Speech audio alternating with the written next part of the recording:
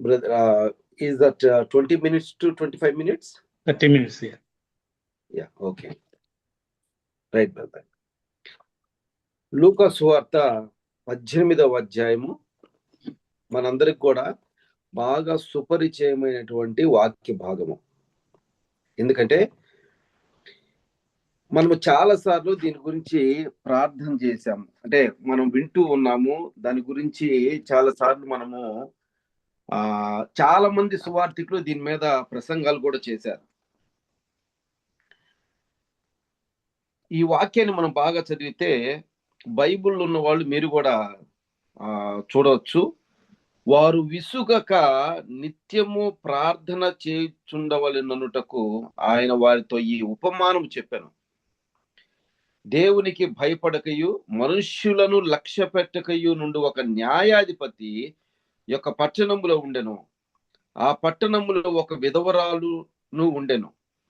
ఆమె అతని యొద్దకు తరచుగా వచ్చి, నా ప్రతివాదికిని నాకును న్యాయము తీర్చుమని అడుగుచూ వచ్చెను గాని అతడు కొంతకాలము ఒప్పకపోయెను. తరువాత అతడు, నేను దేవునికి భయపడకయు మనుష్యులను లక్ష్య పెట్టకయు ఉండినను ఈ విధవరాలు నన్ను తొందర పెట్టుచున్నది కనుక ఆమె మాటి మాటికి వచ్చి గోజాడుకున్నట్లు ఆమెకు న్యాయము తీర్చునని తనలో తాను అనుకొనెను. మరియు ప్రభు ఇట్లనెను, అన్యాయస్తుడైన ఆ న్యాయాధిపతి చెప్పిన మాట వినుడి. దేవుడు తాను ఏర్పరచుకొని వారు దివారాత్రులు తన్ను గూర్చి మొర్ర పెట్టుకునుచుండగా వారికి న్యాయము తీర్చడా?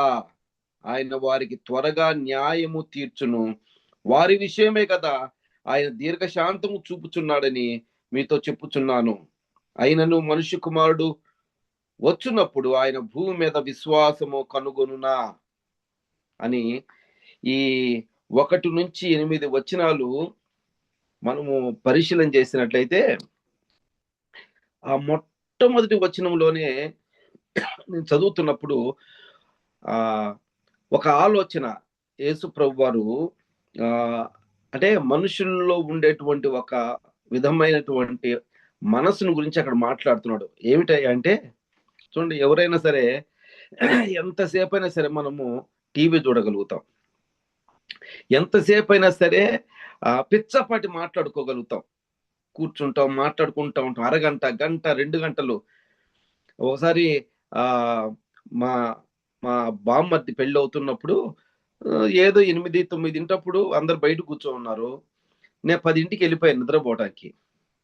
నాకు రాత్రి మెలకు వచ్చింది 3:30, 4ంటికి మెలకు వచ్చి బయటకు వచ్చి చూస్తే ఇంకా కూర్చొనే ఉన్నారు. వాళ్ళందరూ బయట కూర్చొని మాట్లాడుకుంటా ఉన్నారు.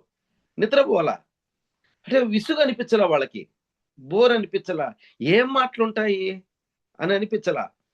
అయితే ప్రార్థన అని చూడండి, 1 గంట ప్రార్థన, 2 గంటల ప్రార్థన, లేకపోతే ఆల్ నైట్ ప్రేయర్. మన ఇండియాలో అయితే ఆల్ నైట్ ప్రేయర్స్ ఉంటాయి కదా.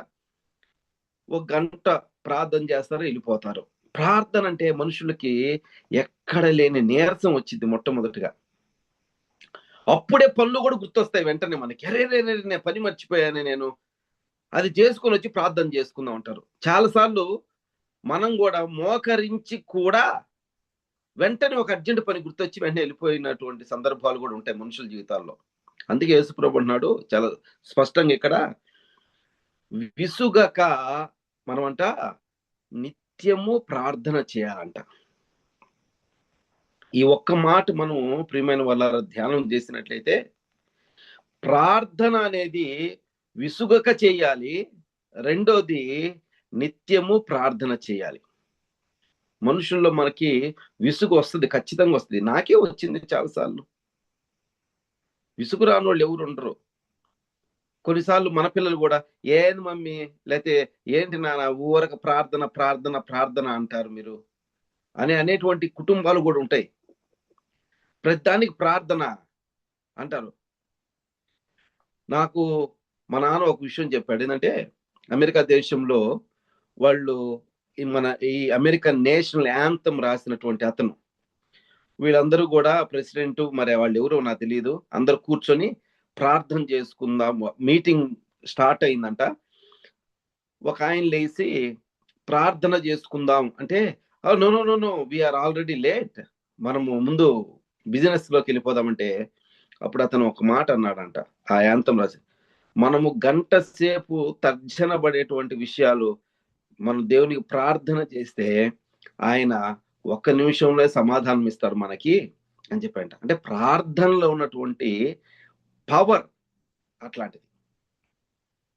డిక్లరేషన్ సైన్ చేసేటప్పుడు కూడా ఉన్నటువంటి దాదాపు 50 చిల్లర మందిలో 15 మంది పాస్టర్స్ ఉన్నారు ఆ రోజు. వాళ్ళందరూ కూడా ప్రార్థన చేసి వాళ్ళు ఈ దేశానికి అవసరమైనవన్నీ కూడా వాళ్ళు ఏర్పాటు చేశారు. మనం ఏదో సరదాగా అనుకుంటాం కానీ ప్రార్థన చాలా బలమైనటువంటి ఆయుధము. ప్రార్థన ప్రార్థన ఎలాగైనా చేయాలి. అందుకే అంటాడు, విసుక్కోవద్దయ్యా నువ్వు.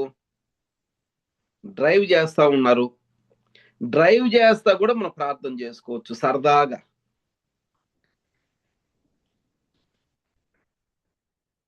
ప్రియమైన వాళ్ళరా, యేసు ప్రభు వారు చెప్పినటువంటి ఉపమానంలో నాకు చాలా ఇష్టమైంది ఏమిటంటే,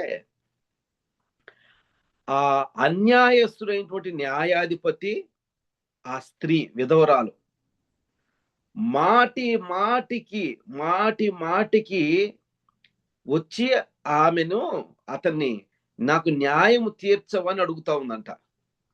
ఎంత విసుక్కున అంటే, ఏంది నేను ఇట్లా అయిపోయాను, నేను ఎవ్వరికి భయపడేవాడిని, దేవునికి భయపడట్లేదు, మనుషులకు భయపడలేదు, కానీ ఈ విధవరాలు నన్ను టార్చర్ పెడుతుంది కదయ్యా. ఒక విధంగా టార్చరే పెట్టింది. ప్రార్థన అంటే దేవుని సన్నిధిలో మనుషుల భాషతో మనం మాట్లాడుకుంటే టార్చర్ లాగా కనపడాలి ప్రార్థన. హన్న ప్రార్థన చేసింది అట్లా కదండి. హన్న ప్రార్థన చేస్తుంటే ఆమె మత్తురాలు కాదు కదా. ప్రార్థన చేసి చేసి మనకు కూడా చాలా మంది భయపడతారు. ఎవరైనా చనిపోయినప్పుడు కానీ ఏడుస్తూ ఉంటారు కదా, ఏడ్చి ఏడ్చి ఏడ్చి సమస్యలు పడిపోతారు వాళ్ళు. అట్లాగే ఆమె ఎక్కడ పడిపోయిద్దో అనుకున్నారు. నోట్లోంచి ఆమెకి కన్నీళ్లు గారుతా, ఏమంటే బాగా దుఃఖం వచ్చినప్పుడు ఎట్లా ఉంటది, చీమిడి గారిపోతుంటది, నోట్లోంచి జుల్లు గారిపోతుంటది, కన్నీళ్లు గారిపోతుంటే ఇట్లా తుడుచుకుంటా ఉంటారు కదా. అట్లా ప్రార్థన చేస్తుందంట. ప్రార్థన చేసేటప్పుడు మనము సిగ్గుపడనక్కర్లేదండి. మనం ప్రార్థన చేసేటప్పుడు సిగ్గుపడనక్కర్లేదు. ఈ అన్యాయస్తుడైన న్యాయాధిపతి దగ్గరికి ఈ విధవరాలు వచ్చేటప్పుడు ఆమె సిగ్గుపడలేదు. నా విషయము ఖచ్చితంగా ఇతను నాకు న్యాయం చెయ్యవలసిందే అని చెప్పి ఆయన దగ్గరికి వెళ్ళింది. మనం ఎంతమంది మరి ఆ విధమైనటువంటి ప్రార్థన సరిపోయేవారిగా ఉంటున్నాం? ప్రార్థన ప్రతి విషయంలో కూడా ప్రార్థన చేసుకోవాల్సిందే. నా జీవితంలో నేను అనేకమైనవి నా జీవితం నేను సాధించుకుంటానికి, మా కుటుంబం మేము సాధించుకుంటానికి కారణం ఏంటంటే ప్రార్థన ప్రార్థన ప్రార్థన అంతే. మా తల్లిదండ్రులు ఆ విధంగా మమ్మల్ని ప్రార్థనకి పురిగొలిపారు. మరి మనం ఎంతమంది మన బిడ్డల్ని మనము ప్రార్థన కొరకు పురిగొలిపేవారిగా ఉంటున్నాము? ప్రతి విషయంలో ప్రార్థన చేసుకోమని.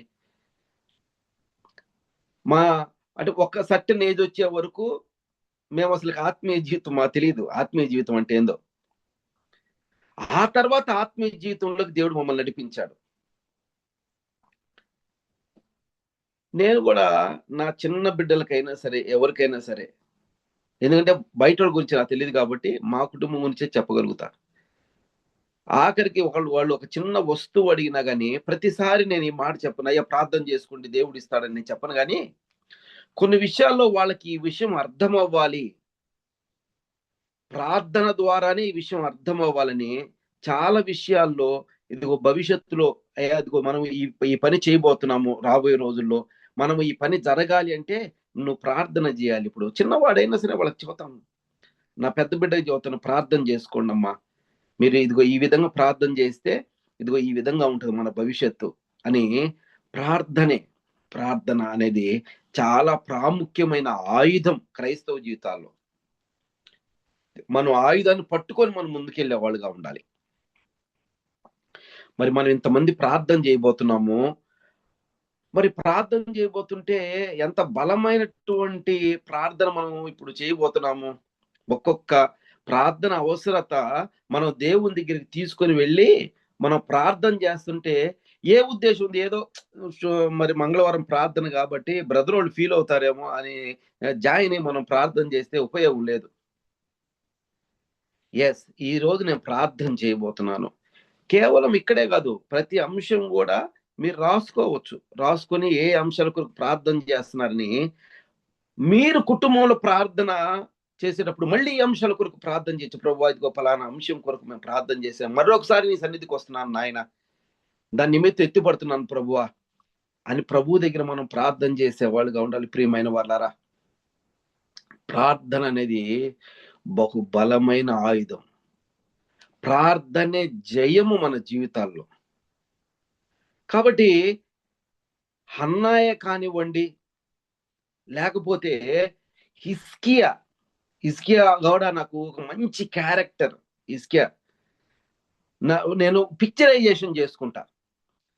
ఆ ఉత్తరం తీసుకొని వెళ్ళి రబ్షాకే సన్హెరీబు వాళ్ళు రాసినటువంటి లెటర్ తీసుకొని దేవుని మందిరంలోనికి పరిగెత్తుకుంటే వెళ్ళి దేవుని మందిరంలో ఏం చేశాడండి, ఆ ఆ ఆ ఉత్తరము, ఆ లెటర్ ని ఇట్లా విప్పి, చూడయా చూడు ఎట్లా రాశాడు చూడు అని అతనికి వాళ్ళందరూ చూపించాడు కదండి. చూపించాడు, దేవుని చూపించి, ఇదిగో ఇట్లా ఇట్లా వాళ్ళు రాశారయ్యా, ఏంటి ప్రభు అని ఒక మనిషితో మాట్లాడినట్టుగా. మరి మనం ప్రార్థన చేస్తుంటే ఆ ఫీలింగ్ మనలో ఉంటుందా? ఇదిగో దేవుడు వినబోతున్నాడు నా ప్రార్థన అని. అందుకే చూడండి, ఆ హెబ్రీలకు రాసినటువంటి పత్రిక 4వ అధ్యాయము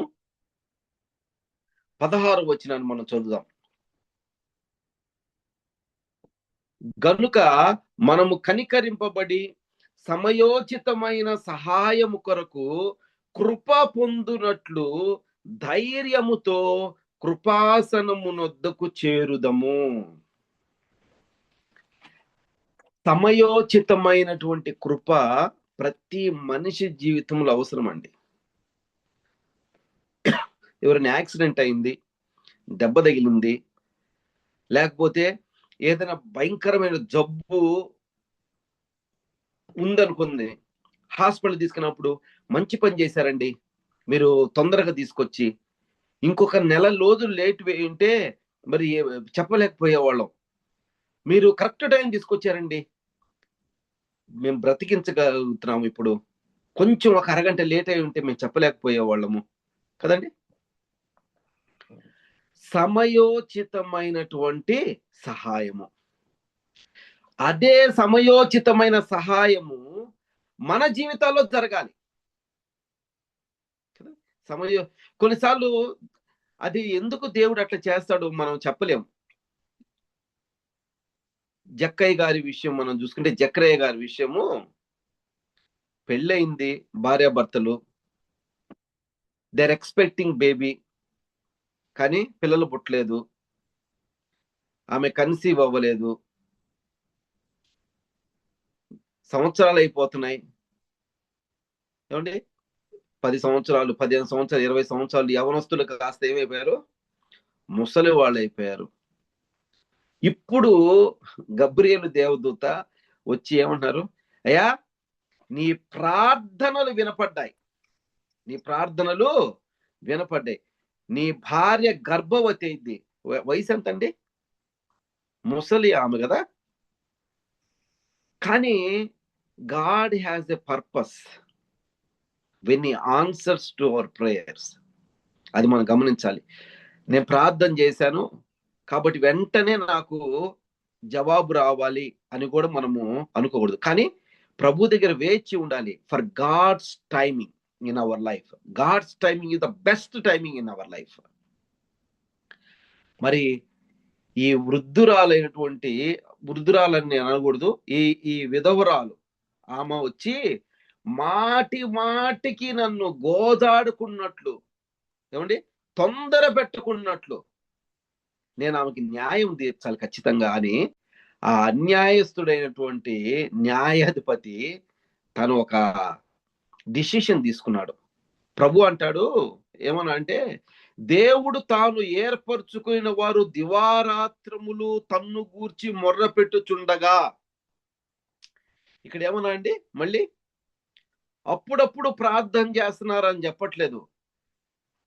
అక్కడ ప్రజలు ఉన్నారంట, వాళ్ళు దివారాత్రులు అంటే ప్రార్థన జీవితమును బాగుగా కలిగి ఉన్న వాళ్ళు ఉన్నారంట. వారు తన్ను గూర్చి మొర్ర పెడుచుండగా వారికి న్యాయము తీర్చడా, వారి కొరకే కదా ఆయన ఏం చేస్తాడండి, దీర్ఘశాంతము చూపుచున్నాడు. విశ్వాస సహితమైన ప్రార్థన ప్రభు ఇస్తాడు అని చెప్పి ఎదురు చూచేటువంటి ప్రార్థన విశ్వాస సహితమైన ప్రార్థన. అందుకే ప్రభు అంటాడు ఆఖరుడు ఏమనంటే, నేను వచ్చినప్పుడు ఆ విశ్వాసమును నేను కనుగొనగలనా అని ఆయన క్వశ్చన్ మార్క్ పెడుతున్నాడు. ఈ రోజుల్లో అంత్యకాలం అని చెప్పుకునే ఈ దినాల్లో విశ్వాసం తక్కువ అండి కదా. ముందు ప్రభు చెయ్యాలి మన జీవితాల్లో, ఆ తర్వాత మనం నమ్ముతాం. ప్రభు చేసినా కానీ మళ్ళీ నమ్మకం అనేది మనము అది కలిగి ఉంటాము అనేది తెలియదు. మన జీవితంలో ఏ విధంగా ఉన్నాము మనల్ని ఒకసారి ప్రభు ఇక్కడ మనల్ని ఎంకరేజ్ చేస్తున్నాడు. ఏంటంటే మనం ప్రార్థన చేస్తున్నాము, అయితే విసుగక మనం ప్రార్థన చేసే వారిగా ఉండాలి. ప్రార్థనలు విసుగు వస్తుందని ప్రభు చెబుతున్నాడు కాబట్టి, ఒకడు విసుగు వస్తుంది అనుకోండి, ఒక పాస్టర్ గారు ఈ విధంగా చెప్పారు, అయ్యా నువ్వు ప్రార్థన ప్రారంభించిన తర్వాత నువ్వు ఎప్పుడైతే ఆమేన్ అని చెప్పాలనుకుంటావో ఇంకా అప్పుడు ప్రార్థన మళ్ళీ స్టార్ట్ చేయి. ఇప్పుడు వాడుకగా ప్రార్థన చేసావు, ఈ అరగంట సేపు నువ్వు వాడుక అంటే రోజు ప్రార్థన చేసుకోవాలి కాబట్టి ఈ అరగంట మనం ప్రార్థన చేసుకున్నాం. నువ్వు ఎప్పుడైతే ఆమేన్ చెప్పాలనుకుని చెప్పకుండా ఎస్ ఇంకా నేను ప్రార్థన చేయాలని డిసైడ్ చేసుకున్నావు, దాట్స్ ద మూమెంట్. అప్పుడు ఏం చేస్తావంటే యు ఆర్ డిసైడింగ్ టు ప్రే.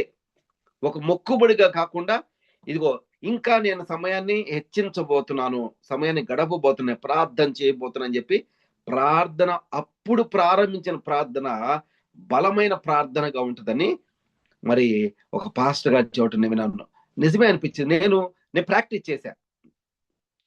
నేను ప్రార్థన చేసుకుంటా ఆమేన్ అని చెప్పినప్పుడు పాస్టర్ గారు చెప్పిన మాట జ్ఞాపకం వచ్చింది. వెంటనే ఏం చేశా అంటే మరలా ఓ పాట పాడుకొని ప్రార్థన స్టార్ట్ చేశా. ప్రార్థన చేస్తుంటే నేను ఆమేనని ఇంకా లేవులే ప్రార్థన అవసరాలన్నీ నేను ఎప్పుడైతే క్లోజ్ చేయబోయానో, ఎప్పుడైతే మళ్ళీ స్టార్ట్ చేశానో, ఎన్నో ప్రార్థన అవసరతలు ఎంతో మంది కొరకు ప్రార్థన ఫలానోళ్ళ కోసం ఫలానోళ్ళ కోసం ఫలానోళ్ళ కోసం ఫలానోళ్ళ కోసం ఎన్నో తలంపులు ప్రభు నా నా మనసులో పెట్టం, ఫలానోళ్ళ కోసం ప్రార్థన చేయ, ఫలానోళ్ళ కోసం ప్రార్థన చేయ, ఎవరో కూడా తెలియదు నాకు, వాళ్ళందరి కోసం ప్రార్థన చేయడం ప్రారంభించాను. ఎంతో బలమైనటువంటి ప్రార్థన అనుభవాన్ని నేను అనుభవించా. కాబట్టి ప్రియమైన వాళ్ళరా, మనం విసుగుకోకుండా విశ్వాసంతో ప్రార్థన చేసేవారిగా ఉండాలి. ముగింపులోనికి వచ్చే ముందుగా నేను ఒక మాట చెప్పాలని ఇష్టపడుతూ ఉన్నాను.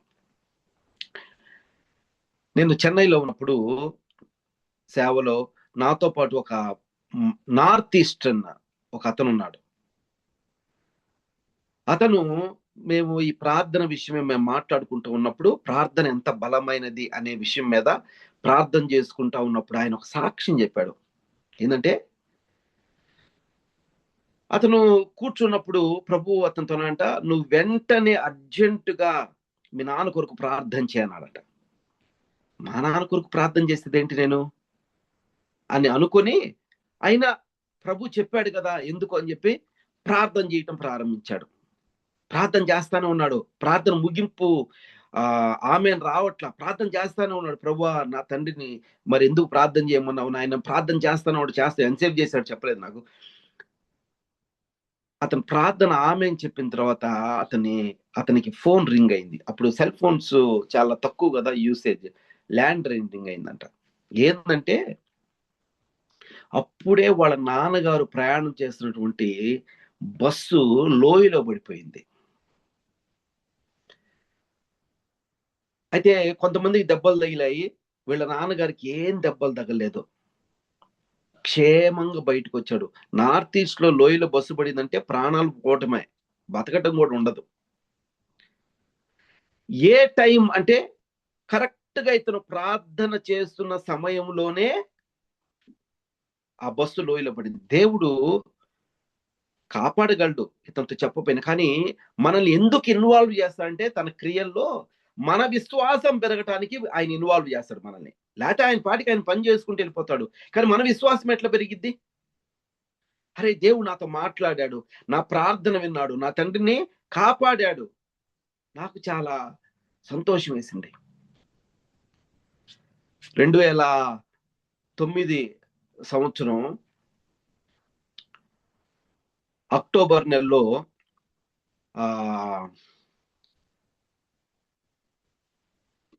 ఒక పెద్ద స్పీకర్ అమెరికా, రిక్ వారెన్, ఇండియా వచ్చాడు. ముంబైలో వచ్చినప్పుడు ఆల్ ఓవర్ ఇండియా 800 మంది పాస్టర్స్ ని వాళ్ళు పిలిచారు. దానిలో నేను కూడా ఒకడిని. వెళ్ళినప్పుడు వర్షిప్ చేస్తా ఉన్నాం. ఒకరోజు మార్నింగ్ వర్షిప్ చేస్తుంటే వెంటనే ప్రభు అన్నాడు నాతోటి, నువ్వు నీ భార్య కొరకు, నీ బిడ్డ కొరకు ప్రార్థన చేయన్నాడు. అప్పుడు నా పెద్ద కూతురు, మీ అందరికి తెలుసు కదా, ట్వీటీ హన్న, తను అంటే ట్వీటీని గర్భవతిగా ఉంది. వాణి కడుపులో ఉన్న బిడ్డ కొరకు ప్రార్థన చేయన్నాడు. నేను బయటికి వెళ్ళి వర్షిప్ చేస్తానే, బయటికి వెళ్ళి ప్రభువా అని ప్రార్థన చేస్తానే ఉన్నా. ఒక 10 నిమిషాలు, పావు గంట ప్రార్థన చేశాను. మళ్ళీ లోపలికి వెళ్ళిపోయాను. మళ్ళీ ఆ రోజంతా క్లాసెస్లో ఉన్నాను. సాయంత్రం ఇంటికి ఫోన్ చేసినప్పుడు అప్పుడు వాణి చెబుతుంది ఏంటంటే, నేను ఏ టైంలో అయితే ప్రార్థన చేయమని ప్రభు నాతో చెప్పాడు, ఆ పర్టికులర్ టైంలో వాణికి వామిటింగ్స్, మామూలు వామిటింగ్స్ కాకుండా బ్లడ్ పడిందట. అట్లా అప్పుడు నేను అనుకున్నాను, ప్రభువు గర్భములో ఉన్నటువంటి పిండమును కాపాడటానికి నన్ను ప్రార్థన చేయమని చెప్పాడు ఒక తండ్రిగా. నా బాధ్యత. ఎందుకంటే మేము బిడ్డ పుట్టక ముందే మా బిడ్డను ప్రభుకి సమర్పించేశాం. ఆమె ఒక సువార్థికురాలుగా ఉంటది అని. ఎందుకంటే మాకు ముందే తెలుసు కాబట్టి ఆడపిల్ల పుడుతుందని మేము ఆమె కొరకు ప్రార్థన చేయటం ప్రారంభించాం. ప్రార్థన అనేది చాలా ప్రాముఖ్యమైనది ప్రియమైన వాళ్ళ. ప్రతి విషయంలో మనం ప్రార్థన అనేది సలపాలి. మనం అనేక మంది కొరకు ప్రార్థన చేయబోతున్నాం. మనం చేసే ప్రార్థన ప్రభు వింటున్నాడో మనం గ్రహించి మనము ఆ ప్రార్థనలో ముందుకు సాగిపోదాం. ప్రభు ఇచ్చినటువంటి వాగ్దానం ఒకటే, ఏంటంటే మనం ప్రార్థన చేస్తుండగా ఆయన సహనముతోటి మన ప్రార్థన విని వాటికి జవాబు అనుగ్రహిస్తాడు. మనం విశ్వాసము కలిగి ముందుకు సాగిపోదాం. ప్రభువు మనం చేయబోయే ప్రార్థనలన్నీ ఆయన విని మనకు జవాబు దయచేసి మన విశ్వాసమును పెంపొందించును గాక. ఆమేన్. ప్రార్థన చేస్తాను. ప్రేమ నమ్మకము కలిగిన మా ప్రియ పరలోకపు తండ్రి, మీ నామములకు వందనాలయ్యా. మీరు ఇచ్చిన సమయాన్ని బట్టి, దినాన్ని బట్టి వందనాలు నాయన. మా జీవితంలో విశ్వాసము కలిగిన తండ్రి, విసుగక నీ ఎదుట మేము గోజాడి నాయన మా మనవులను, మా విజ్ఞాపనలను, మా రోదనలు ప్రభువా మీ సన్నిధిలో నా తండ్రి అప్పచెప్పుకుని కృప మాకు అనుగ్రహించండి నాయన. ప్రార్థన ఆత్మతో మమ్మల్ని నింపమని వేడుకుంటూ ఉన్నాం నాయన. విజ్ఞాపన ప్రార్థన ఆత్మతో మమ్మల్ని నింపమని వేడుకుంటున్నాం నాయన. మమ్మల్ని బలపరిచి నడిపించండి. మాకు ఏ విధంగా యుక్తముగా ప్రార్థన చేయవలను మాకు తెలియదు, కానీ ప్రభువా మాలో ఉన్నటువంటి నీవే నాయన యుక్తముగా నాయన రోదనలతో ప్రభువా నా తండ్రి అయా నిరంతరం నీ సన్నిధిలో గోజాడుతూ ఉండగా మేమును నా తండ్రి ఈ ప్రార్థన అవసరాల కొరకు ప్రార్థిస్తుండగా నాయన, ఎవరైతే నా తండ్రి విశ్వాసముతో నా తండ్రి మమ్మల్ని అడిగి ఉన్నారు అట్టి వారికి ప్రభు నా తండ్రి అయ్యా మీరు మేలు దయచేసి జవాబు అనుగ్రహించి వారి విశ్వాసము పెంపొందించమని మీకే మహిమ చెల్లిస్తూ యేసయ్య దివ్య నామములో ప్రార్థించి సమర్పిస్తున్నాం మా తండ్రి. Amen. In the light of word we have received, and we will pray for the following